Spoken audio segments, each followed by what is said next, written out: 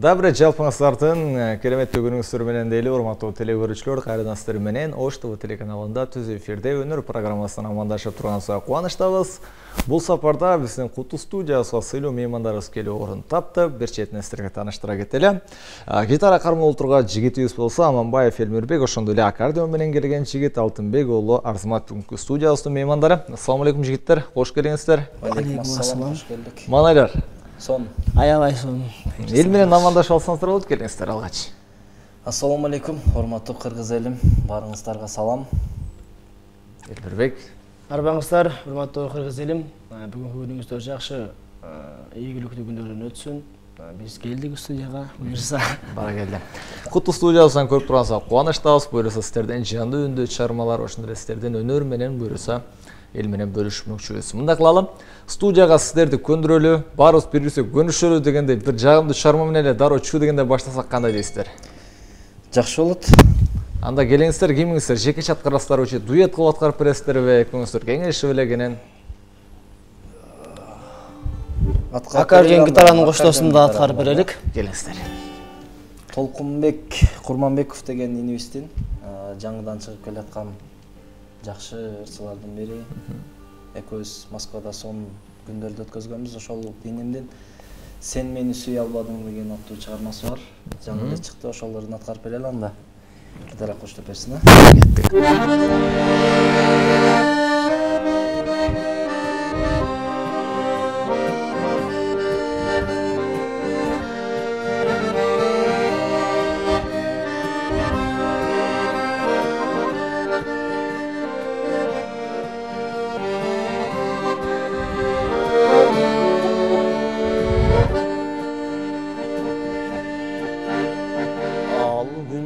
Estesem men gözümdün yaşımağap,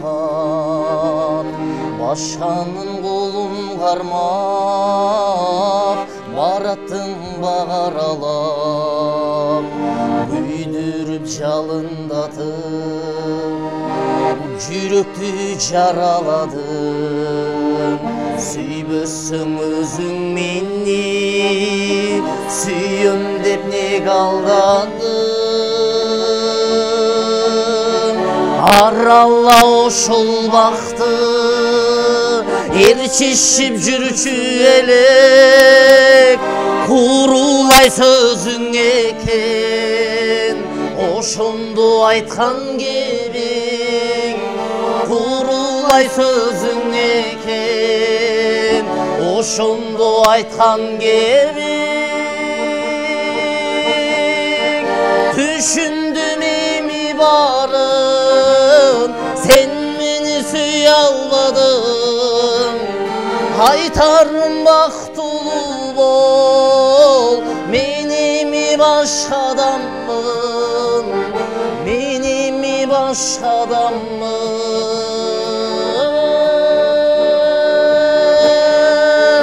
Mençilik süyüp dursun, baktına buyrulganı, abirop mendik süyüp, tübölük esti kalsın.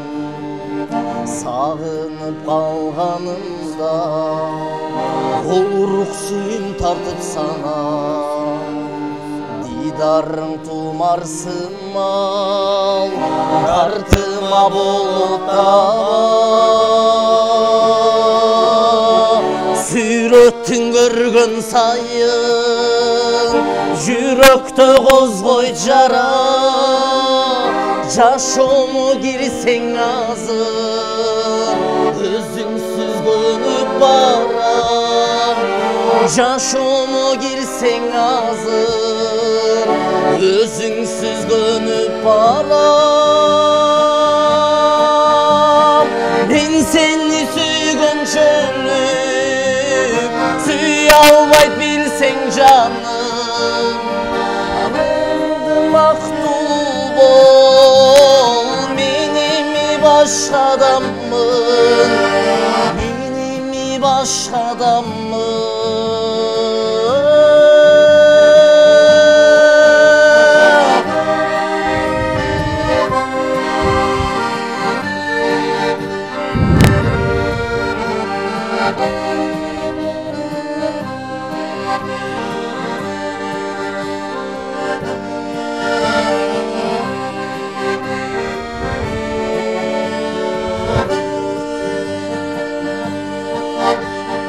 Düşündüm imi barın, sen beni sıyalmadın. Haytarım baktulu bol, benim mi başkadan mı? Benim mi başkadan mı?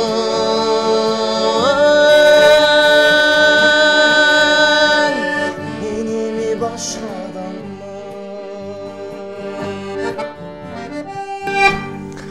Азаматовтар мыкты сонун аткарып болду. Негизи Арзамат азыр сонун чарма аткарып бердиңиз. Эмес боюнча сурагым келип атат. Аккордеон колго алганыңызга, деги эле бул жаатка, бул өнөргө кызыкканыңыздын себеби качан башталды дегендей тарых боюнча? Аккордеонду алганыма Москва себеп болду. Москвага барып, ошол жактан тактап үйрөнүп келдим десем болот. Канча убакыт болду? 2018 кармадым. 2018 демек аз эле убакыт болгон турбайбы? Ал жакта баягы угуу жөндөмү менен эле үйрөндүңүзбү же атайын окудуңузбу? Мен өзү негизи кичинекейимден кызыгып жүрчүмүн. Анан окуйун деп 2011-жылы музыкальныйга тапшырайын дегенде ата-энем каршы болгон. Каршы болуп анан ошол бойдон Ош Туда окуп калганмын. Строитель өзү негизи строительдин архитектурмун. Анан Москвага барып иштеп ошол жактан Каныбек Дайырбек уулу деген ырчы жигит бар, таанысаңыздар керек. Аттын кашкасында таанылган. Учурдан салам жолдоп кетем ошол инсанга. Мен ушул тармакка алып келип кошкон. WhatsApp аркылуу үйрөнгөм. WhatsApp'тан видеолорду аз-аздан ойноп жөнөтөт, акырын ойноп. Анан мен ону эртеден кечке кайталайм. Кичине видео кылып жөнөтсөм болбойт дейт. Кайра ойноп жөнөтөм, ошентип 2018-ден баштап ырдап калдым. Демек сизге устат болгон Каныбек мырзанын дагы таасири бар турбайбы, Ооба, Ошо азыр ырдаганыңыздан, ошо аткарганыңыздан дагы канчалык бир деңгээлде Каныбек мырзанын дагы ошол элесиңиз берген сыяктуу болуп атты да. Негизи ошол адамдан сизде демек аккордеонду ушул WhatsApp аркылуу эле үйрөтүп болгон турбайбы анда? Ооба. Баракелде Азамат. Элмирбек, эмне жаңылыгыңыз сизде? Жаңылык ушул азыркы учурда кыргыз элинде жакшылык тойлор болуп, тойлор башталып, тойдо кызматта эле болуп жүрөбүз. Чыгармачылыктан эми буюрса дагы жакшы жаңылыктарды киргизгенге аракет жасап жатабыз. Алгач ирет эми баягы жаңы жылды күтүп, жаңы жылга кандай пландарды койсок экен деп, буюрса бир ай эле калды. Ошого жакшы пландарды жазып, кийинки жылы максаттарды коюп деп, ошол аракеттердин үстүндө жүрөбүз азыр. Баракелде. Буюрса жаңы жылда жаңы идеялар менен, жаңы клип, жаңы чармалар үстүндө иштөө менен алек болосуздар.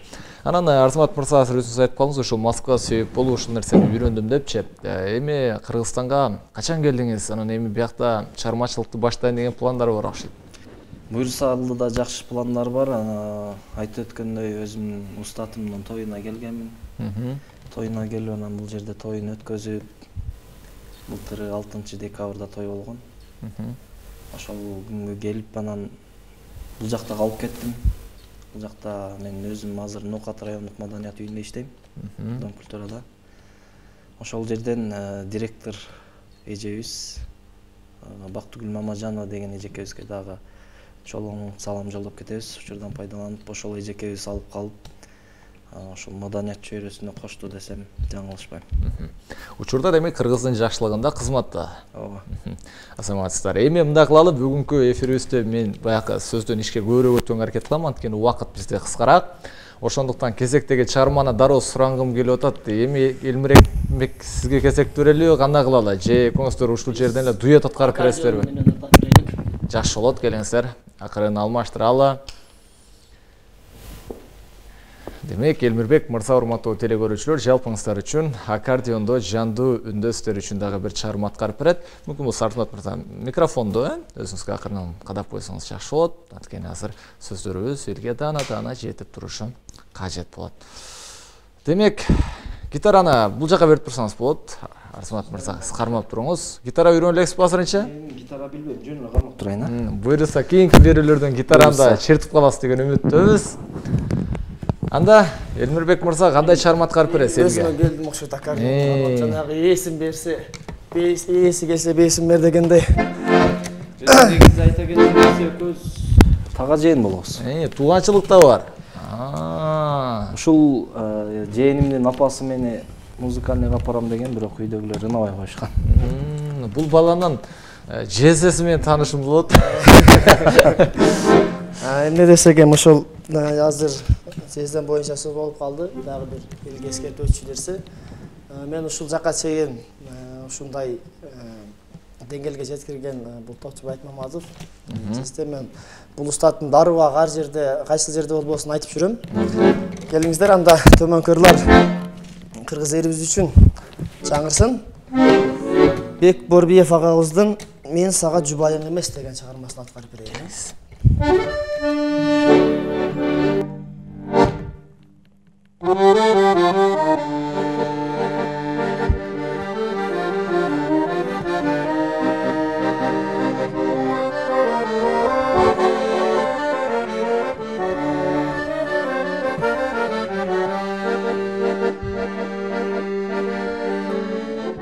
Чындыкты айтып төг албай,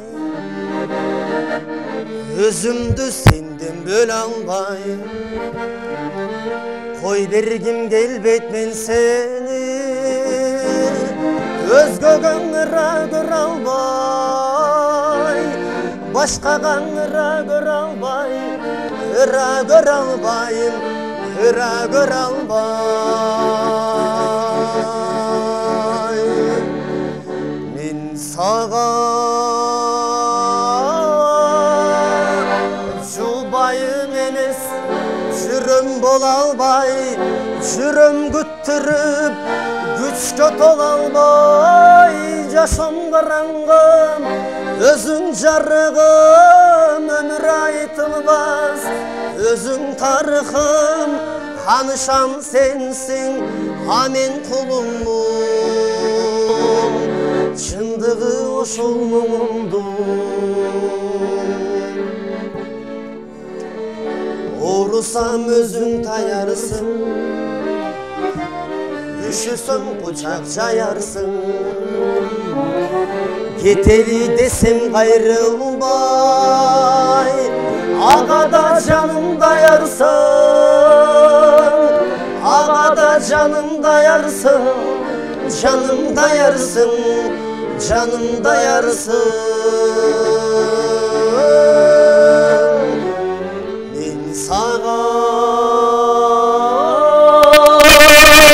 жубайым эмес, жүрөм бола албай, жүрөм күттүрүп, күчкө тола албай, жашам караңгы, өзүң жарыгым, өмүр айтылбас, өзүң тарыхым, канышам сенсиң, а мен кулуңмун.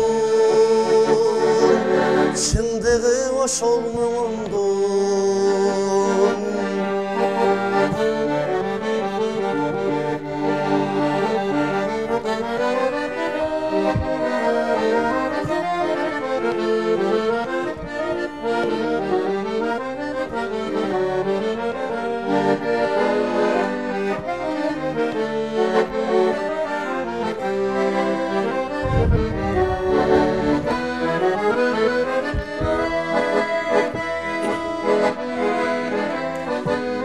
Мен сага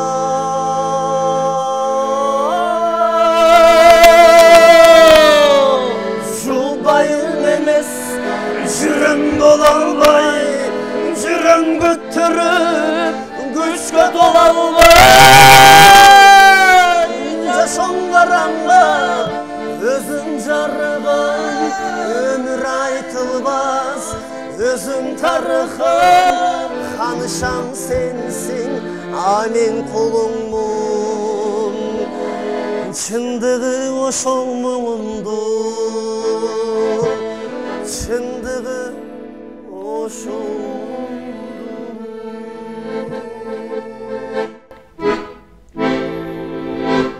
азаматсыздар. Мен ушу таң калып атам да, экөөңүздөр тең кайгылуу, экөөңүздөрдүн арманыңыздар бир окшойсуз го тең. Эмне болду анчалык кайгырып эле? Билбейм, мен жана эл талап кылган ырлар.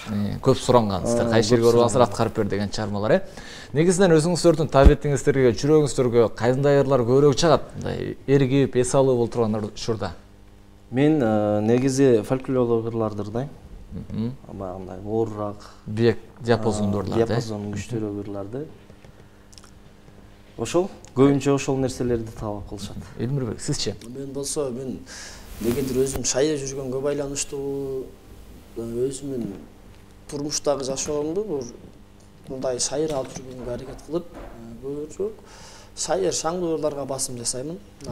Бир кездерде тойдон шарчап келгенде, эмнегедир шарчап келгенде бир жанагындай илхам деп коет го. Илхам келип калабы, 3-4-5 чейин уктабай аккордеон ойноп, ушундай бир. Ал убакта болсо бир кандай болот, негедир оор басырыктуу ырларды мындай өзүмө айтканда жанагындай мотивация берип туруп, ушундай нерселер болуп калат да. Көбүнчө бирок шаңдуу ырларга басым жасайм. Демек, кубанычты дагы, кайгыны да ушул аккордеон менен эле чыгарып саласыздар, оңайла. Анан азыркы ошол өзүңүз Арсмат мырза айтып калдыңыз, бийик диапазондуу деп. Азыр сизден Элмирбекке кошулуп жатканыңызда ошол Москва Ситиде хит болгон Курманбектин кандайдыр бир ырларынын же болсо ошонун бир көчүрмөсү байкалып турат да, эмнегедир экөөңүздөр чогуу жашап, менимче чыгармачылыкты баштоотунда дагы экөөңүздөрдүн бир кандай себеби бар окшойт. Ооба. Экөөбүз бир туугандай эле болуп калганбыз. Москвада жакшы күндөрдү өткөздүк, ысык суукту көрдүк. Түнү менен таң атканча көчөдө туруп ырдаган күндөр болгон алар менен. Ошол балким ошол ана Москвада көп досторубуз бар. Биздин Насип Мырзалиев деген, алында устатым деп айтып кетем. Өзү мыкты жигит. Белгилүү Рыспай Абдыкадыровдун туңгуш небереси болот, жейин небереси. Ошол анан Мелис деген досубуз бар. Ошол жигиттер менен ушул чөйрөгө аралашып калганбыз. Баракелде. Демек, аз гана убакыттын ичинде, бирок сонун бир жыйынтыктарга жетип атасыздар. Азаматсыздар. Азыр эми дагы кезектеги чармага сурагым келип атат, анткени телекөрүүчүлөрүбүз деле мен оюма кошулат болуш керек. Көбүрөөк ырдаткан, жакшыраак болмок. Анда кандай кылабыз? Экөөңүздөр чогуу эми биргеликте аткарып бересиздерби? Биргеликте аткарып берелик, Демек, кайрадан аспап алмаштыруу кезеги келдигин окшойт. Демек, буюрса урматтуу телекөрүүчүлөр, бүгүнкү студиябыздын сыйлуу өнөрлүү жигиттери сиздер үчүн дагы да кезектеги чарманы аткаруунун үстүндө турушат. Бул жигиттерибиз буюрса аккордеон менен гитараны алмаштырып, буюрса сиздер үчүн дагы бир сонун жыяндуу үндө мыкты чарма. Демек, бул чарманы дуэт аткарып бересиздер. Дуэт. Келиңиз. Демек, чарманын аталышы? Чыгарманын аталышы көпчүлүктү жүрөгүн козгогон чыгарма десем жаңылышпайм. Себеби буну жакшы тааныйсыздар өзүңүздөр дагы. Баяман Бобул деген досубуз бар биздин. Апаке эркелетчи деп ар бир жүрөктү козгогон бир жакшы чыгармасы бар. Ошону аткарып берели. Бул ыргы өзү негизи мага аябай жагат. Абдан сонун ыр. Жанагы айтат го, тозоктун кайда экенин билбеймин, бирок бейиш эненин таманасында дейт. Келиңиздер анда. Апаке эркелетчи Баяман Бобул. Апаларыңыз аман болсун.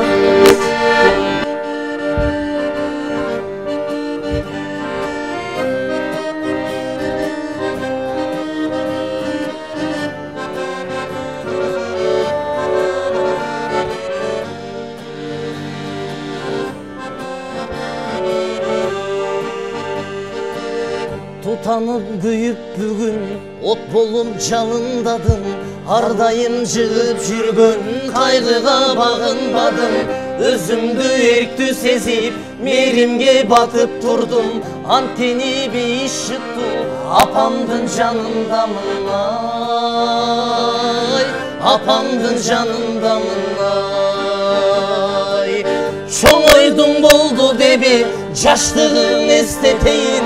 Esimde turat Ali bulçusuz japcaş gelin. Özümdü böbök sezip алдыңдан чуркап чыксам азырда дал ошондой апа кээри келечи ай апа кээри келечи ай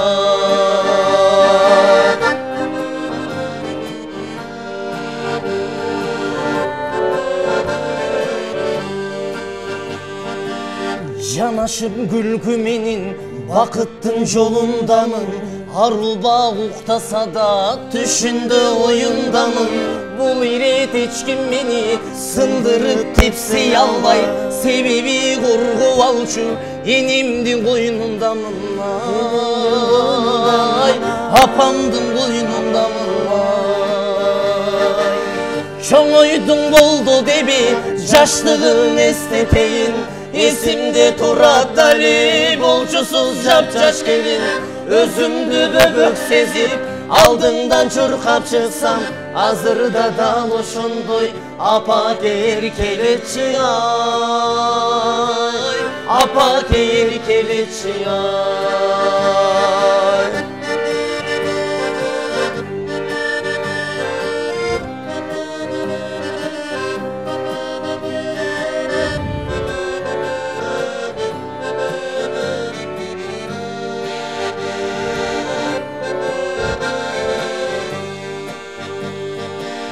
чоңойдуң болду деби жаштыгын эстетейин эсимде турат дали болчусуз жапжаш келин өзүмдү бөбөк сезип алдыңдан чуркап чыксам азырда дал ошондой апа кээри келечи ай апа кээри келечи ай чоңойдуң болду деби жаштыгын эстетейин эсимде турат дали болчусуз жапжаш келин өзүмдү бөбөк сезип алдыңдан чуркап чыксам азырда дал ошондой апа кээри келечи ай апа кээри келечи ай апа кээри келечи апа кеңер келечи апа кээри келечи апа кээри келечи апа кеңер келечи Баракелде. Жалпы энелерибиз үчүн мыкты сонун ыр белек болду. Эми ошол ырга утурлай эле суроо узаткым келип атат да. Апаларды акыркы жолу кантип кубандырдыңыздар эле? Эсиңизде барбы? Эмне белек бердиңиздер эле? Апамды Туулган күнүндө. Эмне белек кылдыңыз? Туулган күнүндө апама айтпай койдук. Эрте менен эч ким өзү куттуктабай койдук.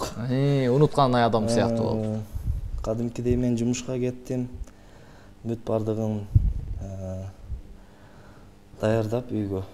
Атама дагы айтканбыз, атам дагы унчукпайт, эч кимибиз унчуккан жокпуз апама. Барынан түнү кеч камал келдик. Берки үйдү даярдап, ал көргөзбөй. Апам жини келине урушат бизди. Ага кулак салбай эле жүрөбүз биз. Анан даярдап, видеолорду даярдап, бүт бардыгын даярдап, дасторкон даярдап, тортторду алып келип күйгүзүп анан атам айттык атага кемпириңизди алып чыгыңыз эми. Деп анан ошол жерден күтүп алганбыз. Аябай сонун болуп, анда да жээним кызматта болуп, нары болот, бери болот. Эми экөөбүз бир туугандай эле болуп калганбыз. Үйгө барып, ошентип күтүп, гүлдөрдү берип, апам сүйүнүп, бир катар көзүнө жаш алып. Ошол. Демек күтүүсүз белек кылгансыздар. Ооба. Элбербек, сиздечи? Мен ойлойм, апам арыбак эле кубанып жүрсө керек деп. Анткени бул апанын баласын көргөнү, арыбак ден соолукта көргөнү, арыбак үйдө бир кырсыкка, балекетке учурабай келгени бул апанын өзүнүн кубанычы. Мен учурдан пайдаланып апама салам жолдоюм, үйдөгүлөрүмө баарысына. Бирок азыр такыр эстей албай атам. Кайсыл учурда кандай бир жакшылык. Кече күнү мурунку күнүндө эле бардык. Мурунку күнү эжемдин алдына бардык, күтүүсүз белек болду. Ушундай эми негизи биз үйдө жанагындай квартирант катары болуп калдыктан айткандачы, эртең менен кетебиз. Пакет менен акча алып келесиң, таштайсың, кетесиң. Пакет менен акча алып келгенде болду, кубанып калышат. Кашкөмүргө кетип аттык элек тойго. сапарга чыгып аткандан түнү келип алдынан бата алып экөөбүз мен акыркы жолу көргөнүм боюнча апасын ошондо батасын алып аш кылып демдеп бизди кайра жегиле жолго чыгып атасың чарчап каласыңар деп сөзсүз түрдө энедей бирок балага күйгөн эч ким жок дейт бул ааламда энелер бар болсун дейли анан эми сиздерге акыркы суроо ушундай болсун жогоруда Элмирбек мырза өзү дагы айтты ушул алдыда пландар чоң депчи 2021 жылга койгон негизги план кандай болуп атат эми мисалы үчүн ар бир адам максат кылат 2 клип тартып койсом же 2 бир ыр жазып койсом ушундай кылсам деген пландарды эми баягы атын атаса куту сүйнөт дейт эми атап кое берели балким болуп калар деген ниет менен келиңиздер. Биз жакында Instagram менен да бөлүшкөнбүз. Бир жакшы ырды бүтө элек азыр. Сүйөм деп айта албадым деген чыгарма. Сөзүн жазган Мыскал деген өзүбүздүн карындашыбыз болот. Ошонун чыгармасын иш үстүндө иштеп атабыз. Буюрса клиби менен аранжировкасын бүтүрүп андан чыгарабыз. Буюрса. Экөөңүздөрдүн чогулуу ошондо же жалгыз эле мен өзүм эле. Элмирбек сиздечи? Бизде максаттар 2022 жылга эми ыр чыгып калыш эле максат эмес да. Ошол эгерде биз элдин астына дагы бир элдин кулагына илине турган жигиттерден болуп калсак, эл суктанарлык деңгээлдеги ушундай бир максаттарды коюп атам, Кудайдан тиленип бир эле чыгып туруп кайра өчүп калбастан ушул аягына чейин эми чыгармачылык жаатта жүргөндөн кийин бир жакшы чыккандан кийин эл өзү колдоп ырларыбызды дагы эми эл үчүн чыгарабыз да. Ырларды элдер жакшы угуп аягына чейин биздин өмүрүбүздүн аягына чейин эл менен бирге болсок деген максатты койдум. Алайым ошо ниетиңиздерге жетиңиздер. Сиздерге дагы ыраазычылык билдирели. Булдай үнүңүздөр өчпөсүн, кыргыздын жакшылыгында ар дайым жакшылыктын үстүндө жүрүңүздөр. Эркин микрофон болсун. Көрөрмандарга, жакындарга каалуу тилек келиңиздер бир четтен. Кимиңиздер баштайсыздар? Сиздердин жалпы жамаатыңыздарга чоң терең ыраазычылык билдиребиз. Ар дайым бар болуңуздар, аман болуңуздар. Ар дайым ушинтип көгүлтүр экрандан чыгып, кыргыз элинин маанайын ушинтип көтөрүп жүрөңүздөр. Ар дайым ушундай таланттарды чакырып кыргыз элиме чоң салам. Келе жаткан жаңы жылыңыздар менен куттуктайбыз. Ар дайым бар болуңуздар, аман болуңуздар. Эч качан оорубаңыздар. Рахмат, мен дагы эле ушул тагамын сөзүнө бир четинен кошулам. Мен айта турган сөздөрдүн баарын айтып коеюн десем болот да негизичи. Ал эми кыргыз элибизге үйүңүздөргө амандык каалайбыз. Ар дайым үй бүлөңүздөр менен бирге болуңуздар. Ата-энеңиздер ар дайым сиздердин алдыңыздарда. Сиздер ата-энеңиздердин алдында ушундай бир жакшынакай жай турмушта, бейпил турмушта жашап жүрө бериңиздер. Баарыңыздарга терең ыраазычылык билдиребиз. Чоң рахмат. Сиздерге дагы эргүү каалайбыз, ийгилик каалайбыз. Сонун чыгармалар жарата бериңиздер. Ал эми урматтуу телекөрүүчүлөр, мен сиздер менен ушул тапта коштошом. Жалпыңыздардын иш күнүңүздөр көңүлдүү улансын. Көрүшкөнчө аман туруңуздар.